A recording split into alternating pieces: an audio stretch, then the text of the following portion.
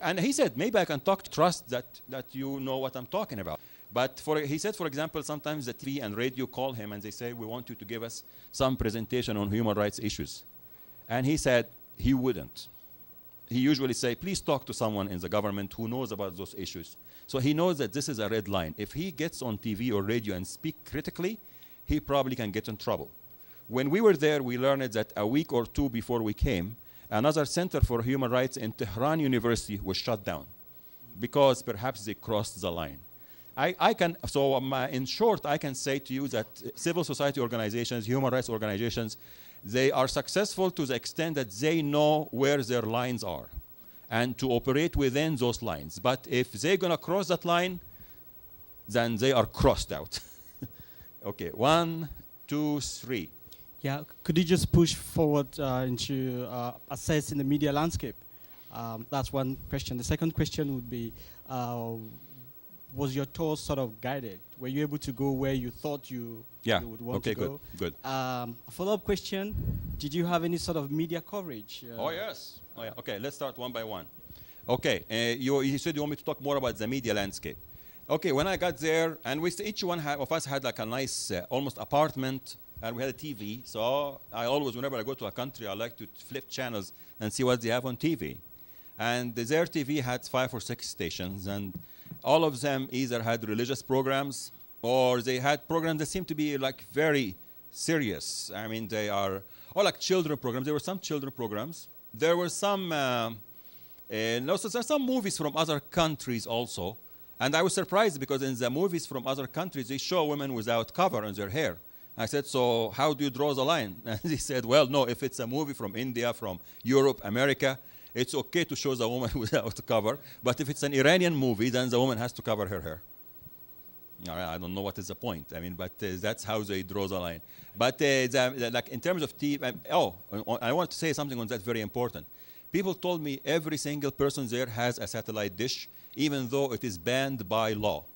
Talking about infringement of law. And so they said, we all have satellite dishes. We all watch what we want about media. But yet the state is saying, oh, that's haram, wrong, bad, don't show this, this is vice, this, whatever. But people don't, they know. Let them say what they want to say. We will do what we want to do. So this is as far as I have gone with media. And then on your second question, were we free to go anywhere? Yes, yes. I mean, of course, we had, as you can imagine, if I invite, like Dr. David Anderson here, he's doing some work with us this week from George Mason University. We gave him a very, very busy schedule. Like at 2 o'clock, you're going to meet this person, 3 o'clock, 4 o'clock, because there is a certain mission he's accomplishing. So the same with us. There was a certain mission we were going for, so they had a schedule for us. But we were free to walk anywhere we wanted, especially I stayed there like 2 extra days in Isfahan, and I was there, do whatever I wanted to do. There was no one watching over me. What was your third question? Third question, let's just go to this job. Do they have a feeling like they might be attacked at some point? Yeah. No, I didn't feel this. That was also another interesting observation. I mean, I didn't see a country seems to be bracing for war or get ready, we're going to get attacked, let us fight and all that stuff. Nothing. The symbols on the streets, the way people are behaving, walking around, very normal. No, I did not see that there was necessarily anything to that effect. Oh, I remember now your third question. Was there media coverage? And yes, as a matter of fact, especially in Isfahan, we had good media coverage, TV and newspapers, a lot of coverage on what we were doing, and we were very happy that we were there to talk about peace building and conflict resolution programs and how this can be developed in the Islamic context. Media did a good job on that. Who was there? Yeah. Oh, yes. I just had a comment about women. Yeah. And to recall my experience in Lebanon, I've never felt so happy than when I was in Hezbollah areas because I was never subjected to sexual harassment. So if you ask me about, would you rather live in the Middle East wearing what you wear or wearing the black stuff and actually feel free, I would say wear the black stuff and feel free all day long. Interesting. So I would say that from a woman's perspective, I understand that it's difficult, but they can drive, they can own property, they can work, they feel free all day long. I guess that it's the grass is greener always. It's this is the next brown bag. Give and take. That's very interesting, of course, and significant. And I think many people I've seen, they can say, Oscar, there was here first. You know what? No, sorry. I could have given you. Great ideas come later. Yeah. Sorry, Oscar. Okay, let's agree. If it's one here, I'll give him the microphone. You stay in the back.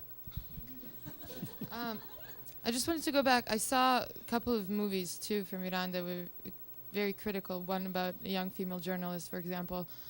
And then you were speaking about NGOs and their role.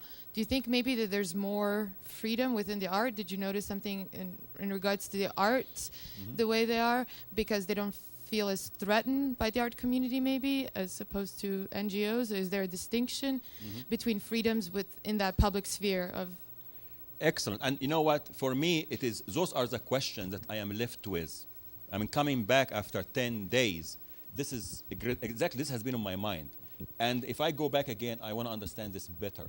And maybe in talking to Iranians and others, I would try to understand that, because it doesn't make sense with everything we're saying about oppression in that country. Watch their movies and you will be confused. You're going to think that those movies are coming from the most liberal country that allows total freedom of speech to their people. I don't understand it. But then you're right. On the other hand, the NGOs are careful and afraid, and they know that they have limits. For me, this is one of those questions that we got to understand it better. But at least for now, it is an observation and something for us to try to understand. It's Persia. Art is design there, so Good. Now that's important. Now I want to get to this quickly before we go to the next question, because I always thought that there was that notion of we are Persians and we are Iranian culture.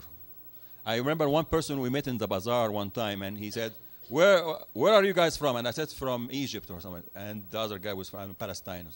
And he said, oh gosh, it is those Arabs who came here, destroyed our culture. We had everything wonderful, and then those Arabs came and destroyed. And many Iranians, I think, they do feel that the Arabs came 1400 years ago, whoom. And we used to laugh, as a matter of fact, when we were there and look at the beautiful palaces and beautiful places they have and the rich culture we know. And then I imagined that they had all this wealth and richness and everything. And then suddenly those bunch of Bedouins from the desert came and woo, just zoomed them, destroyed the heck out of their palaces and everything and took over. I can imagine the shock that for such a people. However, of course, that came with a purpose. They were, the idea of religion being spread and all that stuff. However, they seem to struggle with the notion of being Persian versus being Muslim, or is this all right, versus we are not Arabs, and we need to be very clear about that. As a matter of fact, I remember this young woman, I kept mentioning that she said we are damaged from inside. She never seen anything good around her. The one time that I felt that she became nationalistic was when I said to her, I'm confused why the media in the West does not show how developed you are, guys. That was after we were walking in Tehran, and we went to a beautiful national park that was just amazingly beautiful with a lot of artwork and all that stuff. And I said, this is just amazing, beautiful. And it is a shame that the West doesn't see this. So she said, do you mean that the West kind of make us sound like we are like Afghanistan? How many would say pretty much? Yes. Yeah. I said, yes. She was like, what? And she was really offended. That was the only time that she showed some offense towards her own country or culture. But anything other than that, she was very critical and didn't like anything about her own country. Where was Farouk? Yes, you mentioned that women feel that they're damaged from inside. I was wondering about males' perspective. What do they think? Do they feel anything like that, or are they all right? What kind of perception? I felt from talking to men, I felt that they were more disappointed with public issues. Issues of human rights, issues of freedom of expression, the ability to party, to be honest. Some of them, the young ones, they talked about, I just want to party, and they told me they have their own parties and they go dance and have good time and everything, but that has to be done privately in houses, and they know how, and they get alcohol and drugs and everything. But everything has to be done in hiding. But I didn't see, the same tone. I felt more that there was this, among men, dissatisfaction with the regime and the system. I was surprised that one of the young people we met, I said, so why did you guys have a revolution to start with? If you were that happy during the Shah, do you think things would be better if you have the Shah again? And you know what he said?